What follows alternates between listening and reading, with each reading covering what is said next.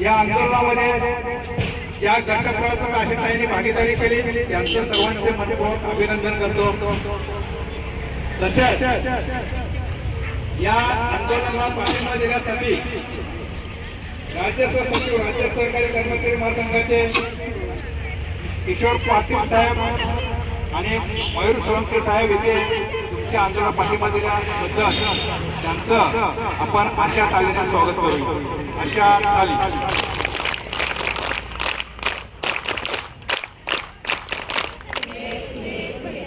तसेच आपले ग्रामीण श्रमिक संघाचे सरचिटणीस देवेंद्र तुमरा साहेब आणि त्यांच्या सहकारी